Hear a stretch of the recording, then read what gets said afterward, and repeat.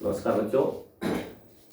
आज हम कक्षा 8वीं का विषय गणित और उसमें हम टॉपिक करेंगे आज कि एक चर के रैखिक समीकरण। एक चर वाले रैखिक समीकरण सबसे पहले हम आपको बताएंगे कि चर क्या होते हैं, उसके बाद बात करेंगे कि समीकरण क्या होते हैं, एक चर वाले रैखिक समीकरण कौन से होते हैं, फिर हम समीकरण बनाना सीखेंगे और उसके बाद उनको हल करना सीखेंगे। आज हम एक्सरसाइज 2.2 से कुछ सवाल भी करके दिखाएंगे आपको, और उससे पहले जो भूमिका के रूप में, जैसा कि मैंने अभी बताया आपको, कि बात करेंगे कि चर क्या होते हैं, अचर राशियां क्या होती हैं। इससे पहले आपने पिछली कक्षा में पढ़ा है कि बीजीय व्यंजक क्या होते हैं। इन सभी पर हम विस्तार से चर्चा करेंगे। शुरुआत हम करते हैं कि चर राशियां क्या होती हैं। चर राशियां वो राशियां होती हैं जिनका मान हमें नहीं पता। अब मैं आपको एक उदाहरण के तौर पर एक एग्जाम्पल बताता हूँ आपको, कि जैसे आपको कहा जाए कि आप दो भाई बहन हैं, आपकी आयु 15 वर्ष है, आपकी बहन आपसे 3 वर्ष छोटी है। तो वैसे तो आप अचानक बता सकते हो कि वो 13 साल की है, लेकिन यदि इसी को हम बीजीय व्यंजक के तरीके से हल करें तो आप बहन की आयु को x मान सकते हैं। आप उससे 3 साल बड़े हैं, x + 13 हो गया। x + 13 बराबर आपकी उम्र 16 है। तो हम इस तरीके से इनको हल कर सकते हैं। तो यहाँ पर हमने चर का प्रयोग किया। बहुत बार इस तरह की समस्याओं को हल करने के लिए हम चर राशियों का प्रयोग करते हैं। चर का मतलब क्या होता है कि अज्ञात राशियां चर कहलाती हैं। अज्ञात राशियां चर कहलाती हैं।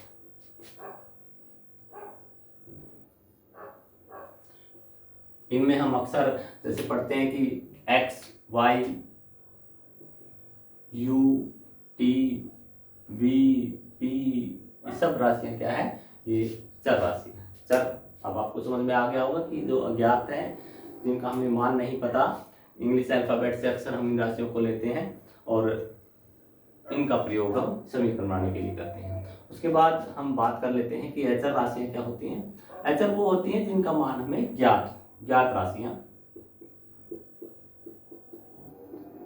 मेरी आयु 38 वर्ष है, कक्षा में कुल 43 विद्यार्थी हैं, ये सब अचर राशि हैं।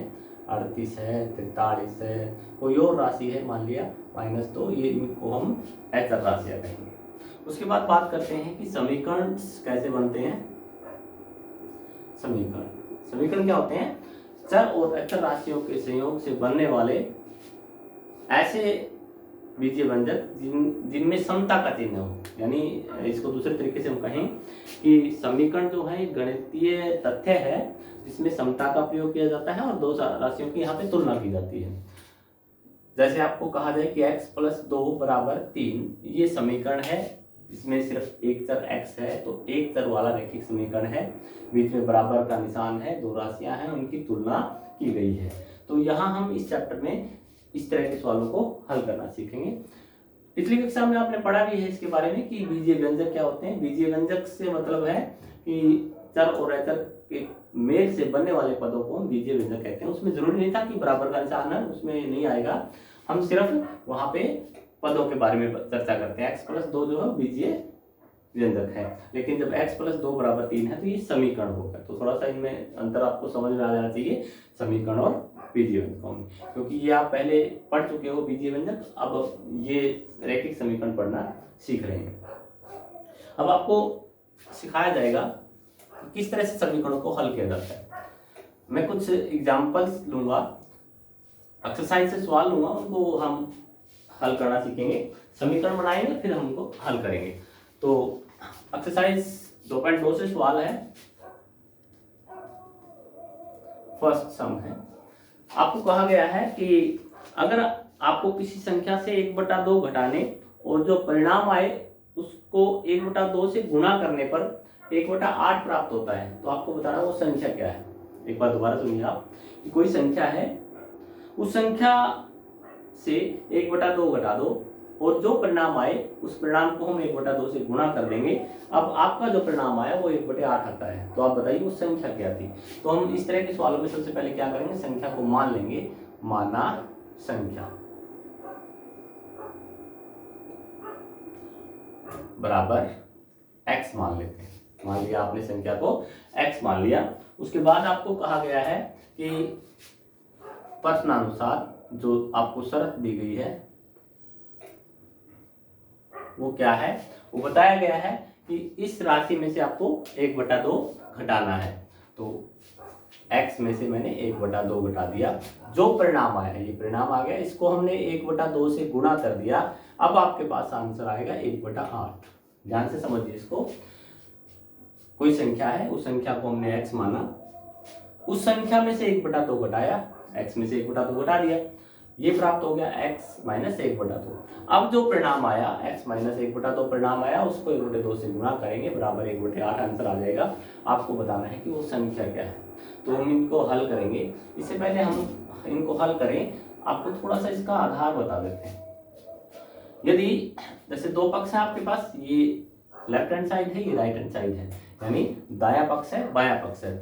अब आपको हल करना है, इस तरीके से हल करना है, यहाँ सिर्फ x बचे और बाकी सारा उस तरफ स्थापित हो जाए। तो यहाँ हम पक्षांतरण करेंगे, यानी जो यहाँ पे पक्ष है उसको उस तरफ ले जाएंगे। तो उस तरफ ले जाने के लिए यदि इस तरफ प्लस का निशान है तो उस तरफ जाके माइनस का हो जाएगा। यदि कोई राशि प्लस की है, हम उधर लेके जाना चाहते हैं, तो वो माइनस की हो जाएगी। यहाँ कोई राशि माइनस की है, उसको बराबर से उस तरफ लेके जाएंगे तो प्लस की हो जाएगी। यहाँ कोई राशि मल्टीप्लाई में है यानी गुणा में है, उधर जाके वो भाग में हो जाएगी। यहाँ कोई राशि भाग में है तो उधर जाके वो गुणा में हो जाएगी। इस तरीके से हम इनको करेंगे, यानी राशियों का पक्षांतरण करेंगे। सबसे पहले x माइनस 1/2, आपके पास 1/2 है, ये गुणा में है, उधर जाके हम इसको भाग में कर देंगे, यानी x माइनस 1/2 बराबर 1/8 भाग को मैं क्या करूंगा, गुणा कर लूंगा और इसको पलट दूंगा, 2/1 हो जाएगा। अब इसको हल करेंगे, x माइनस 1/2 बराबर, ये 4 पे कट गया, 1/4। x बराबर, अब माइनस 1/2, मैंने कहा था कि कोई राशि माइनस की है तो बराबर से उस तरफ लेके जाएंगे तो प्लस की हो जाएगी। तो बराबर 1/4 प्लस में 1/2, x बराबर है। अब इन दोनों को हल करेंगे। हल करने का तरीका ये कि लघुत्तम लेंगे 4 और 2 का, तो आपके पास 4 लघुत्तम आ गया। 4 को 4 से भाग करेंगे 1, 1 से गुणा 1, प्लस 4 को 2 से भाग करेंगे 2, 2 दूनी 4, यानी यहाँ 2 आ जाएगा। दिस इंप्लाइज x बराबर है 3/4। तो ये आपकी अभिष्ट राशि, यानी आपका जो मान है वो x का मान 3/4 है। एक बार दोबारा देख लेते हैं। आपको पूछा गया था कि बताइए कोई संख्या है, उसमें से यदि हम 1/2 घटाएंगे, जो परिणाम आएगा उसको 1/2 से गुणा करेंगे और मान आपको 1/8 प्राप्त होता है। तो बताइए वो राशि क्या है। तो सबसे पहले हमने x मान ली उस राशि को, x में से 1/2 घटाया, ये परिणाम आया। ये जो परिणाम आया इसको 1/2 से गुणा कर दिया। गुणा करने पर ये सारा का सारा जो पक्ष आया वो बराबर 1/8 के बराबर आ गया। अब हम क्या करेंगे, मैंने कहा जैसे कोई भी इस तरफ हमें x की वैल्यू निकालनी है, यानी x को अकेला रखना है, बाकी को उस तरफ लेके जाना है। धीरे धीरे एक साथ लेके जाओगे तो आप हो सकता है वो गलत कर दो। तो आप सबसे पहले क्या करेंगे कि ब्रैकेट से, जैसे ये गुणा में था, इसको हम उस तरफ लेके जाएंगे। यहाँ x माइनस 1/2 बचेगा, तो 1/8 गुणा में 2/1 आ जाएगा। x माइनस 1/2 बराबर है, इसको काट देंगे हम, 2 चौके 8, 4 आ जाएगा। ऊपर 1 और 1 की गुणा 1 आ जाएगी, और यहाँ नीचे 4 एकम 4, तो 1 एकम 1/4। तो x माइनस 1/2 बराबर 1/4, माइनस 1/2 को उस तरफ लेके जाएंगे, माइनस 1/2 उधर जाके प्लस का हो जाएगा। तो x बराबर है 1/4 प्लस में 1/2। अब हम इनको हल करेंगे, लघुत्तम लेंगे 4 को 4 से भाग करें 1 से गुणा 1 आ जाएगा। प्लस का निशान है, 4 को 2 से भाग करें 2, और जो आया 2 परिणाम आया, 2 के 1 से गुणा करेंगे 2, इन दोनों को जोड़ेंगे 3/4। आप इसकी जांच भी कर सकते हो। जांच कैसे करेंगे, जैसे मैं ओरली जांच कर रहा हूँ, आपका परिणाम 3/4 आया। चलो करके देख लेते हैं एक बार इनको। 3/4 संख्या है, यदि मैं इसमें से 1/2 घटा दूं, कितना आएगा, 4 एलसीएम। 4 को 4 से भाग रहा है 1, यानी 3 आ गया, माइनस 4 को 2 से भाग रहा है 2, 2 एकम 2, यानी 1/4 आया। और 1/4 जो आया ये परिणाम आ गया। अब इसको 1/2 से गुणा करूंगा, 1/2 से गुणा करूंगा, कितना मान आ गया, 1/8। क्या कहा गया था आपको, यही कहा गया था कि 1/8 उसकी वैल्यू। तो इस तरह से आप इनको हल कर सकते हैं। हम एक सवाल और देखेंगे और उसके बाद आप इस एक्सरसाइज के सवालों को अच्छे से कर सकते हैं। फिर भी आपको कोई समस्या आती है तो आप बेझिझक मैसेज कर सकते हैं, हम उसको दोबारा आपको सोल्व करके दे देंगे, यानी उसको बता देंगे, समझा देंगे कि ये इस तरीके से किया जाएगा। नेक्स्ट हम करते हैं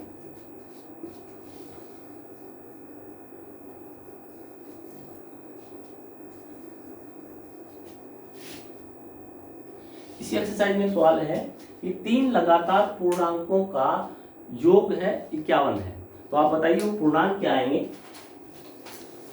यानी 3 संख्याएं हैं लगातार, उनका योग 51 है, तो आपको बताना है संख्या क्या है। तो हम मानेंगे, माना पहला पूर्णांक कितना है x, तब दूसरा पूर्णांक, अब लगातार है, स्वाभाविक है कि एक जुड़ेगा, तथा तीसरा पूर्णांक x प्लस 2 हो जाएगा। यदि पहला पूर्णांक x है, दूसरा x प्लस 1 होगा और तीसरा x प्लस 2 होगा। अब प्रश्नानुसार क्या क्या दिया गया है कि तीनों पूर्णांकों का योग 51 है, x plus 1 plus x plus 2 बराबर 51। उनको हल करेंगे हम, एक x ये है, एक ये है, एक ये है, यानी 3x, यहाँ 1 प्लस 2 यानी प्लस का 3 बराबर 51। अब जैसा कि हमें पहले बात कर चुके हैं कि इसे 3 है, 3 को उस तरफ लेके जाएंगे, प्लस का 3 है, उधर जाके माइनस का 3 हो जाएगा, 51 माइनस 3, यानी 3x बराबर 51 में से 3 गया 48।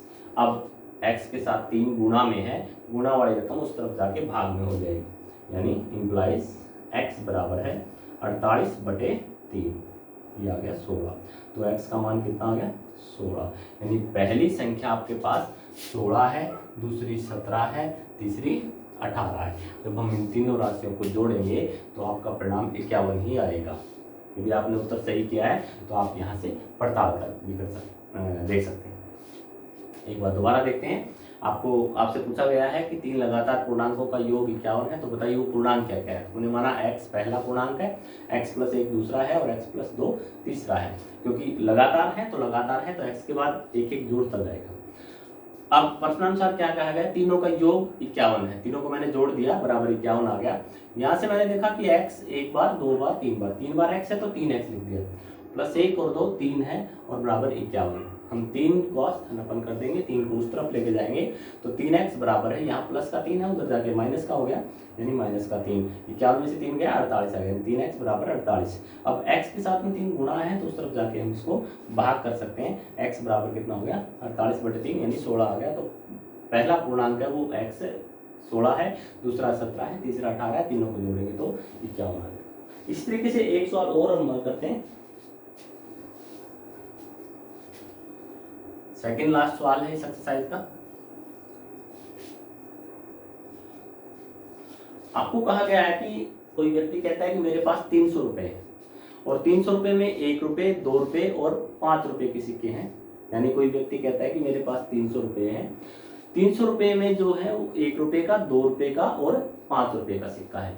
वो कहता है कि 2 रुपए वाले सिक्कों की संख्या 5 रुपए वाले सिक्कों की संख्या की 3 गुनी है। ध्यान से सुनिए, 2 रुपए वाले सिक्कों की संख्या 5 रुपए वाले सिक्कों की संख्या के 3 गुनी है और सिक्कों की कुल संख्या 160 है। बताइए 1 रुपए के कितने सिक्के हैं, 2 के कितने हैं और 5 के कितने। रकम आपको समझ में आ गई होगी। एक बार फिर आप ध्यान से सुनिए कि कोई व्यक्ति कहता है कि मेरे पास 300 रुपए हैं, 300 रुपए में 1 रुपए के 2 रुपए के और 5 रुपए के मेरे पास सिक्के हैं। 2 रुपए के सिक्कों की संख्या 5 रुपए के सिक्कों की संख्या के 3 गुनी है। कुल जो संख्या है सिक्कों की वो 160 है। बताइए कि मेरे पास कुल कितने कितने रुपए के सिक्के हैं। तो हम मान लेंगे, माना 5 रुपए के रुपए 5 के सिक्कों की संख्या, सिक्कों की संख्या, इसको हम p मान सकते हैं, x मान सकते हैं, u मान सकते हैं। अब यहाँ पे हमने p माना, तब रुपए